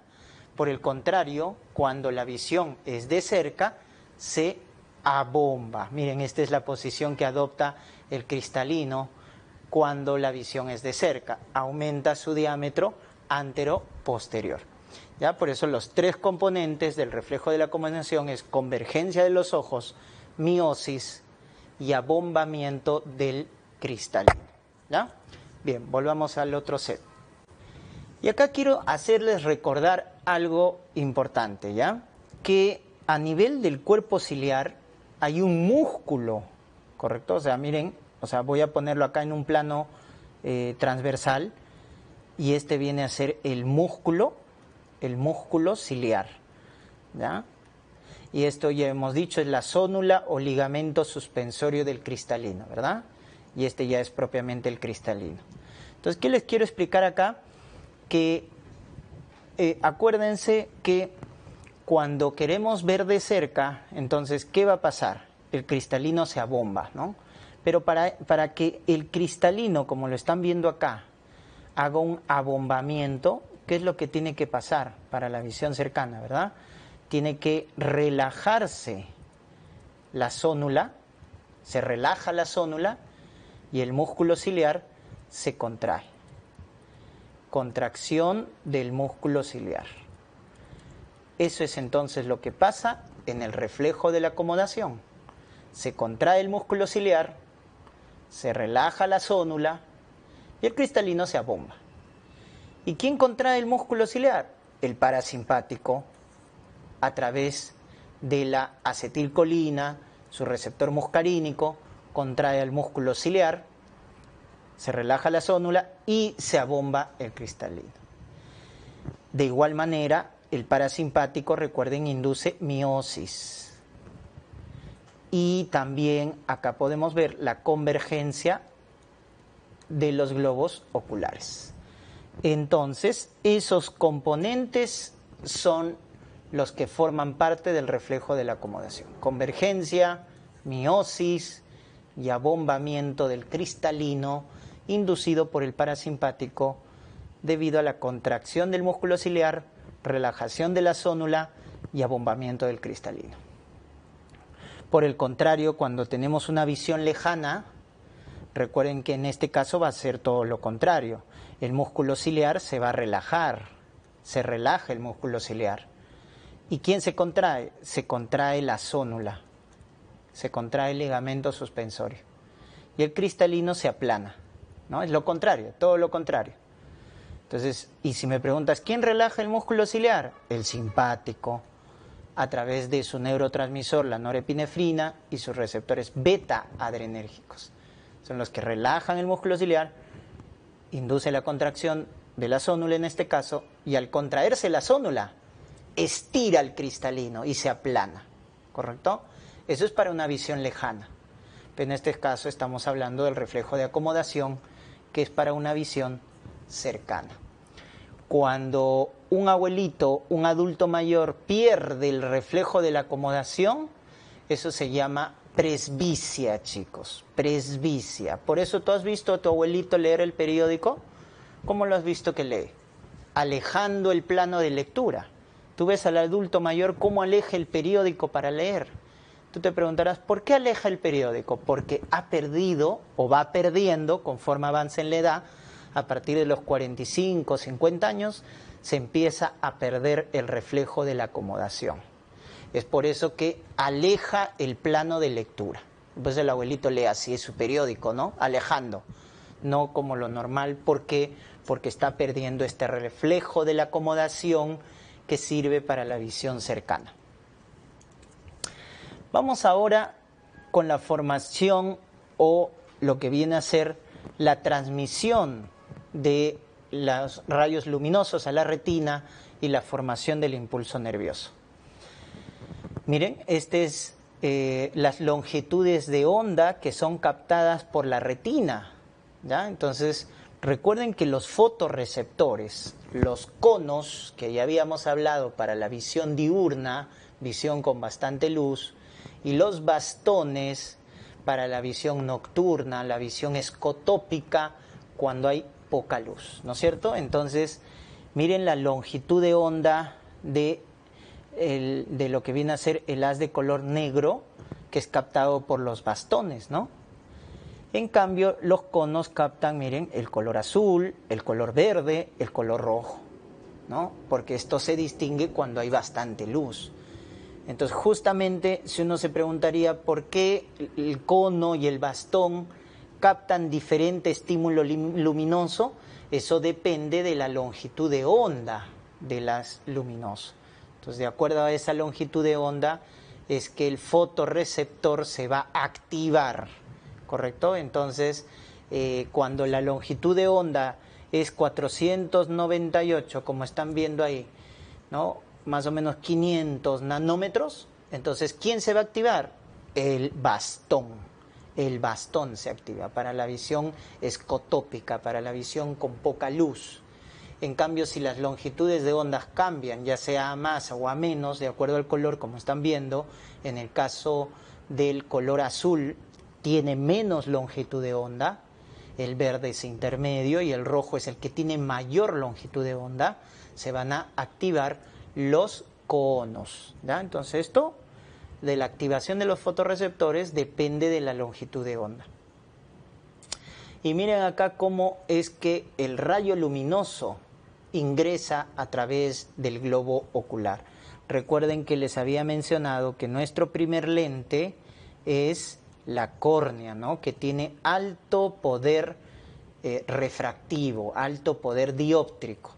A pesar que la córnea, recuerden chicos, que tiene 5 capas, hay una capa que es la más gruesa, que es el estroma, a pesar que tiene 5 capas, deja pasar los rayos luminosos, porque están bien distribuidas las capas, y deja captar los rayos luminosos. Miren cómo ingresa a través del diámetro de la pupila, por eso cambia el diámetro de la pupila de acuerdo al contexto, ¿no? Si estamos en un plano, un objeto cercano, o cuando hay bastante luz, inducimos una miosis para poder enfocar bien. Pero si el objeto está a mucha distancia o hay poca luz, inducimos una midriasis, ¿no? Para captar mayor cantidad de haces luminosos, ¿ya? Los extremos son malos, ni mucho ni poco, pues, ¿no? Debe concentrarse una adecuada cantidad de haz luminoso para poder enfocar bien la imagen en la retina. Entonces miren cómo capta. Acá viene nuestro segundo lente, que es el cristalino, que deriva del ectodermo superficial, acuérdense, por embriología.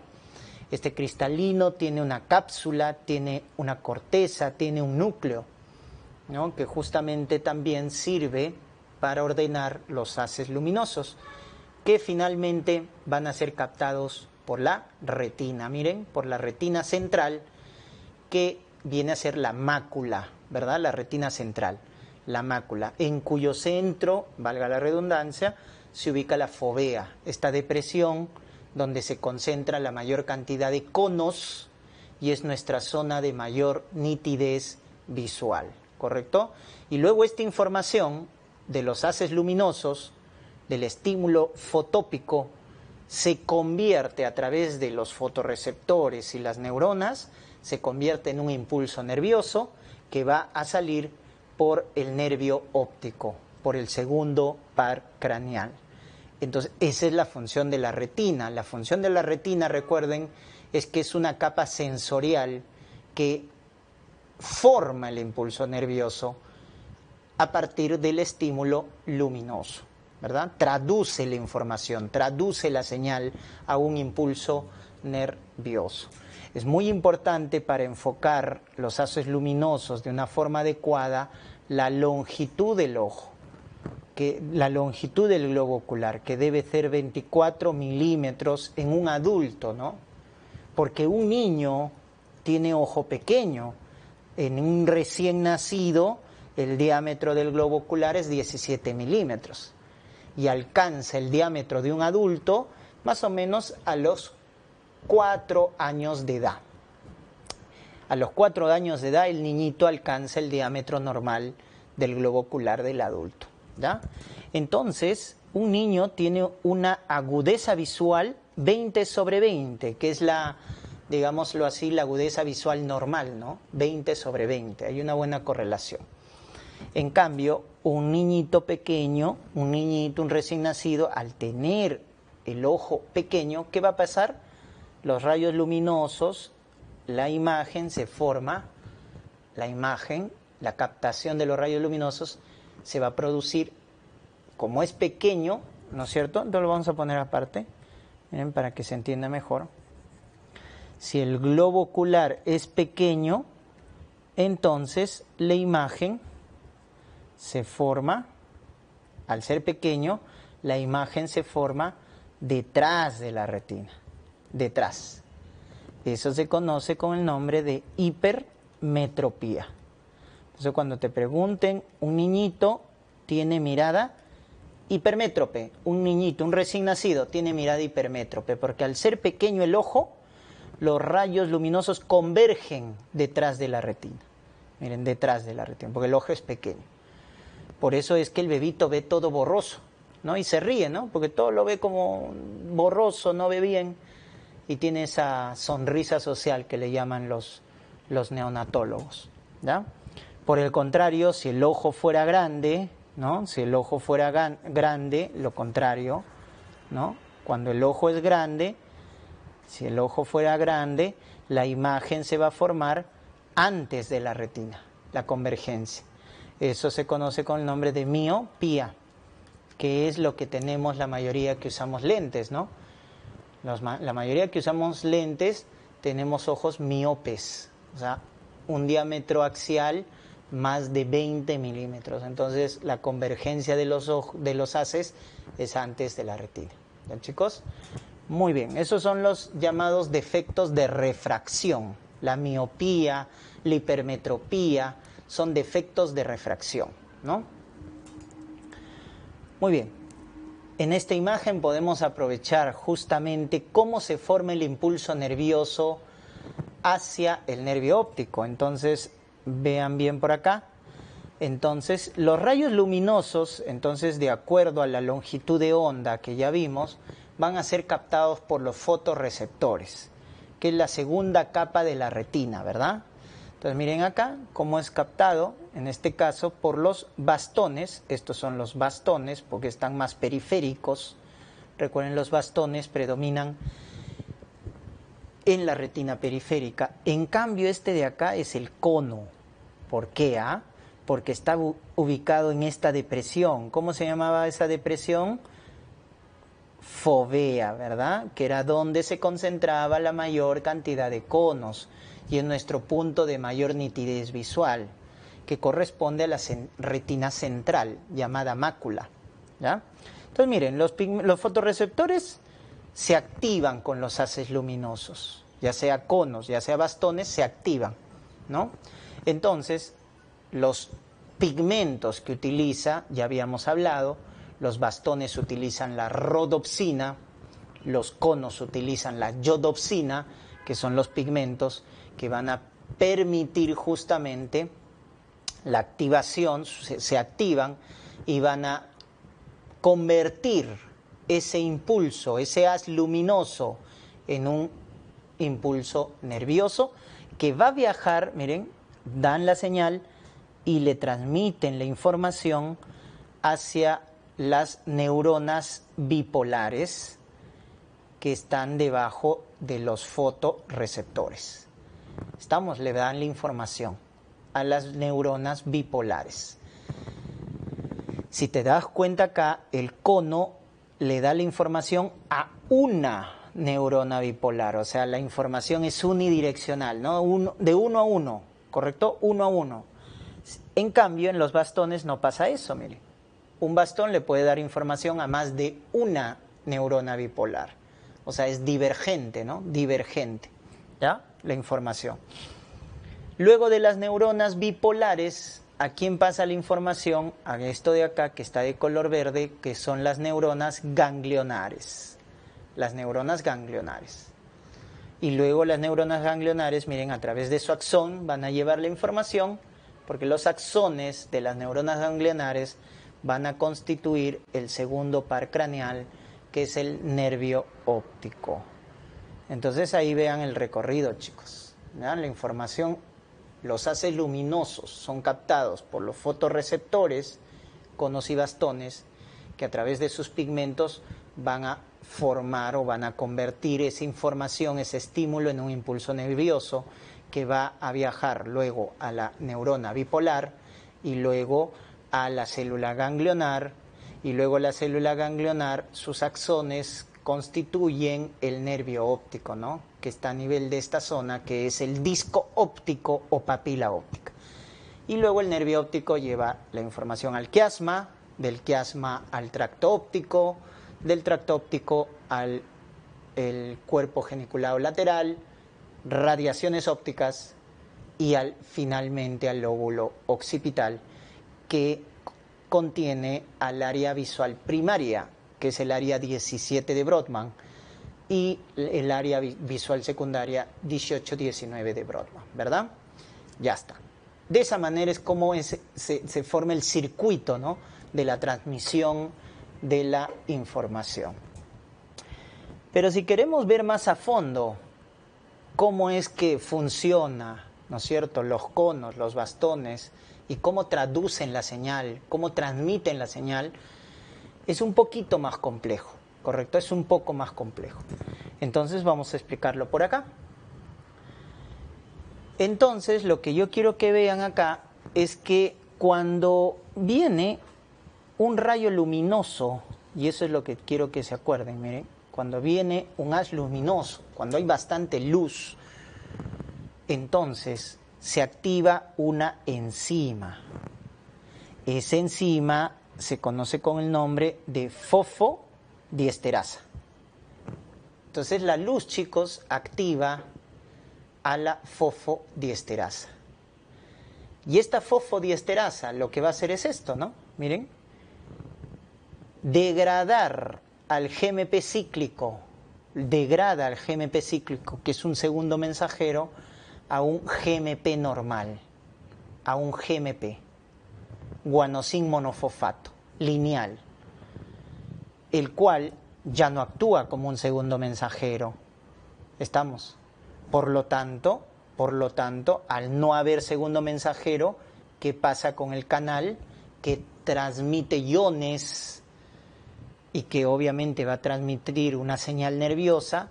El canal está cerrado, porque al no haber el segundo mensajero se queda hiperpolarizado la membrana, Y al hiperpolarizarse la membrana, como estás viendo acá, el canal se cierra. Y al cerrarse, ya no hay transmisión de iones, ya no hay flujo de iones. Por lo tanto, no hay un potencial de acción. Entonces, eso quiero que te acuerdes.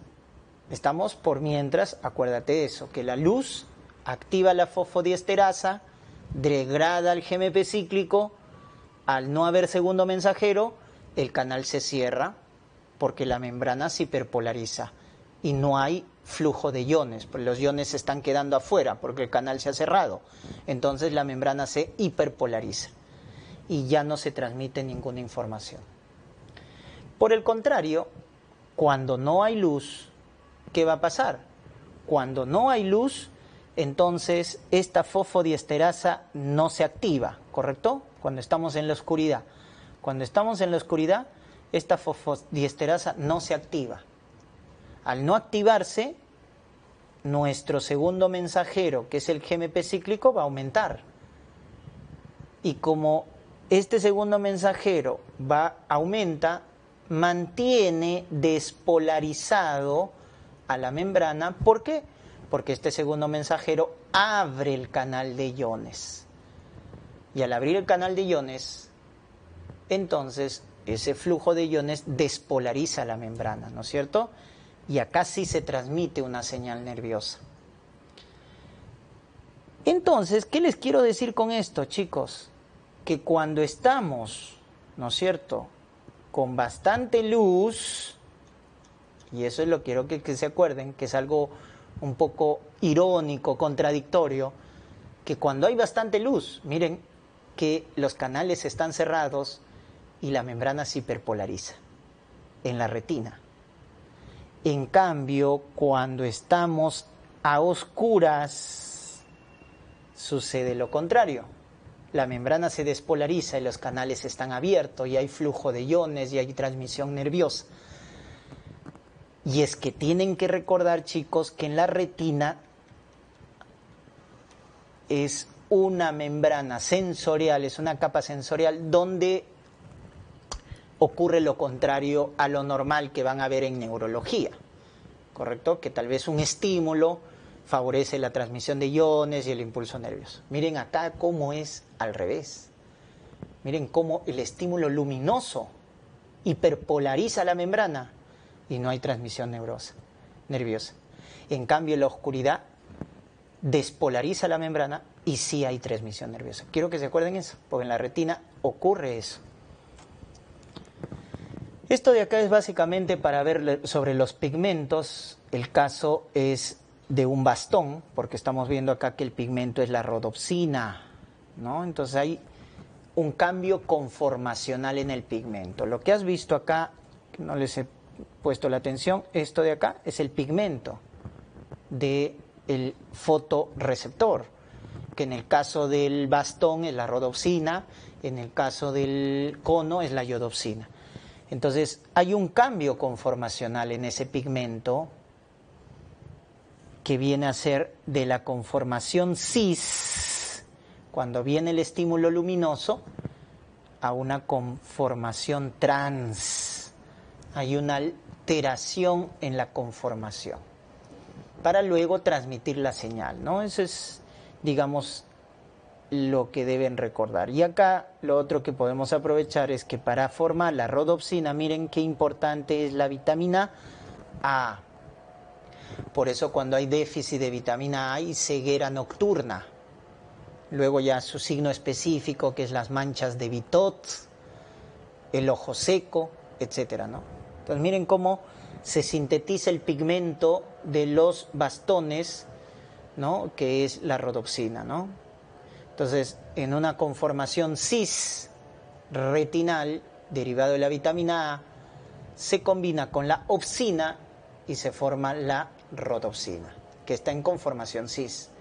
Cuando viene la luz, la poca luz que hay, porque estamos en oscuridad, en un ambiente con poca luz, ¿qué es lo que va a pasar? Va a cambiar su conformación. La absorción de luz por la rodopsina convierte su conformación de lo que estaba en cis a su conformación trans. Y ahí en esa conformación trans es que libera la llamada opsina. Y luego ya obviamente se regenera el pigmento, ¿no? Se regenera el pigmento. Ya, entonces simplemente les quiero dar a entender que hay una conformación cuando viene la luz de una conformación cis a una conformación trans. Y acá finalmente lo que les quiero dar a entender es lo que hemos visto, ¿no? De lo contradictorio que es la retina. Entonces vamos a ver acá, miren, cuando hay poca luz, ¿no es cierto? Cuando hay poca luz, entonces ¿quién participa? El que participa son los bastones. Cuando hay poca luz, ¿verdad? El bastón. Entonces el bastón con la rodopsina capta la poca cantidad de luz que hay, ¿no es cierto? Cuando hay poca cantidad de luz. Y habíamos dicho que cuando hay poca cantidad de luz, ¿qué pasaba con la neurona? ¿Qué pasaba con el fotorreceptor? Se despolarizaba, ya que al ver poca luz, chicos, entonces nuestro segundo mensajero iba a estar activo, ¿no es cierto? ¿Cuál era el segundo mensajero? El GMP cíclico. Al ver poca luz, entonces tu fosfodiesterasa no se activa. Entonces tu GMP cíclico aumenta, este favorece la transmisión de iones, ahí está el flujo de iones, y pasa la información a lo que viene a ser la neurona bipolar, que es esta de acá, la neurona bipolar. ¿No es cierto? Pero acá, ¿qué hay? Acá hay una despolarización, porque hay poca luz, y al ver poca luz, tu fosfodiesterasa está inactiva. Recuerden que esta se activa cuando hay bastante luz. Entonces tu segundo mensajero está aumentado y se transmite el flujo de iones. ¿Estamos? Ya está. ¿Y qué se libera? Al despolarizarse la membrana del fotorreceptor, se libera un neurotransmisor que viene a ser el glutamato. Y chicos, este neurotransmisor, en el caso de la retina, miren lo contradictorio es. Por eso la retina es todo lo contrario, ¿ah? Te rompe el esquema, es la excepción. Es un inhibidor. Si tú revisas neurología, vas a ver que el glutamato es un neurotransmisor excitador, pero en la retina no, es inhibidor. Miren, porque inhibe el paso de información de la neurona bipolar a la neurona ganglionar, con lo cual no hay paso de información, como estás viendo acá. No se forma la transmisión, en este caso el potencial de acción, ¿no? La transmisión no se produce, ¿ya? Por el contrario, cuando hay bastante luz, conos, acuérdate, conos, ¿ya? Captan los rayos luminosos, se activa su fotorreceptor, su pigmento, que es la iodopsina, pero como hay bastante luz, ¿quién se activa? La fosfodiesterasa. Y la fosfodiesterasa deprime o disminuye la cantidad de GMP cíclico. Y al no haber nuestro segundo mensajero, la membrana ahora en el fotorreceptor está deprimida, está hiperpolarizada. Por lo tanto, no transmite la señal a la célula bipolar. Es decir, no libera glutamato. Es lo contrario, pues no libera glutamato. Y al no liberarse el glutamato, no se inhibe a la neurona bipolar. La neurona bipolar entonces se mantiene activa, transmite la señal, miren ahí el flujo de iones calcio, a la célula ganglionar, y ahora sí se produce un potencial de acción finalmente, ¿no? Yo sé que es un poco complejo, pero creo que hay puntos importantes a recordar, ¿ya? Que les quiero precisar.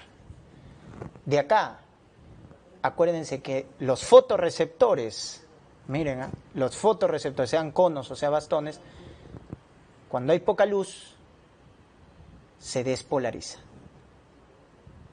y transmite la señal, que en este caso es la liberación de glutamato, que va a inhibir a la neurona bipolar y a la neurona ganglionar, porque en la retina es todo lo contrario. Cuando hay bastante luz, se activa la fosfodiesterasa, se deprime el GMP cíclico y al no haber GMP cíclico, el canal se cierra, hay una hiperpolarización a nivel de los fotorreceptores y por lo tanto no se transmite la señal y por tanto no se libera glutamato. Y al no liberarse este inhibidor, en la retina es lo contrario, es un inhibidor, entonces al no tener el inhibidor, la neurona bipolar, la neurona ganglionar se activan y transmiten la información como impulso nervioso, ¿no? Entonces miren cómo en los fotorreceptores sucede esto y finalmente pues vemos, ¿no es cierto?, que tiene que ver todo esto con la liberación de glutamato, que es un inhibidor a nivel de la retina, y que cuando hay poca luz tenemos bastante glutamato que va a inhibir a la neurona bipolar y a la neurona ganglionar. En cambio, cuando hay bastante luz, no se va a liberar el glutamato, no se libera este inhibidor y por lo tanto se activa la neurona bipolar y la neurona ganglionar y se produce un potencial de acción. ¿Estamos? Bueno, chicos, espero que se haya entendido, ¿ya? Eso sería todo con la parte de básicas. Gracias por su atención, ¿no?